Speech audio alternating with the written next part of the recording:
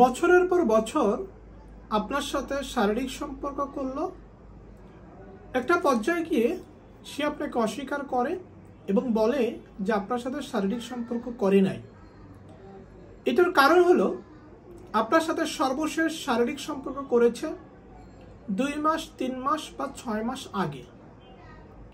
Medical রিপোর্টে যেহেতু একটা বিষয় আছে, এই কারণে ছেলে আপনাকে বলে যে আপনি তার কিছুই করতে পারবেন না, বিষয়টা এমন নয়।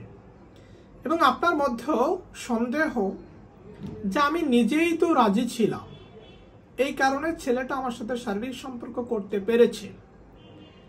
এই যে আপনি নিজে রাজি ছিলেন, প্রশ্ন হচ্ছে আপনি কেন রাজি ছিলেন?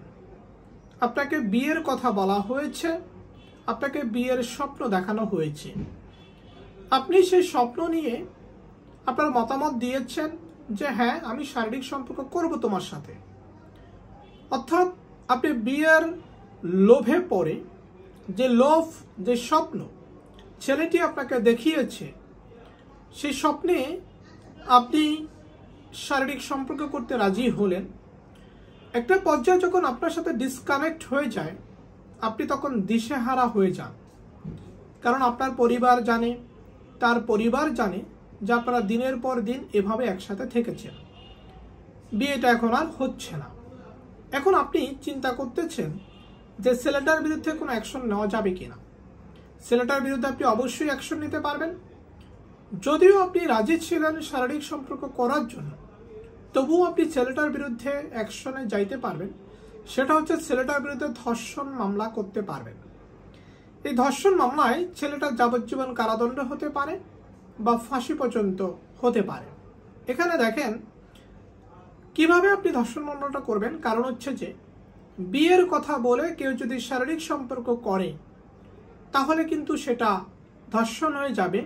এমনকি মেয়ে যদি রাজিও থাকে শারীরিক সম্পর্ক করার জন্য, তাহলেও কিন্তু এটা ধর্ষণ হয়ে যাবে। কারণ ছেলেটি আপনাকে বিয়ের কথা বলেছিল। অনেক মেয়ে পিছপা হয়ে যাচ্ছেন, অনেক মেয়ের সর্বনাশ করে ছেলেটা অট্টহাসিতে ঘুরে বেড়াচ্ছে। তাদের ঘুরে বেড়ানোটা শেষ হবে যদি আপনি ধর্ষণ মামলাটা করে দেন। তখন অপশন থাকবে তার জন্য দুইটি, হয় বিয়ে করো, না হয় জেলে যাও। তো অনেকে বলেন যে আমি তো রাজি ছিলাম, তাহলে তার বিরুদ্ধে ধর্ষণ মামলা কিভাবে হবে? এই যে দেখেন, আমি বুঝিয়ে দিলাম যে বিয়ের কথা বলে কেউ যদি আপনার সাথে শারীরিক সম্পর্ক করে, আপনি তার বিরুদ্ধে ধর্ষণ মামলা করতে পারবেন।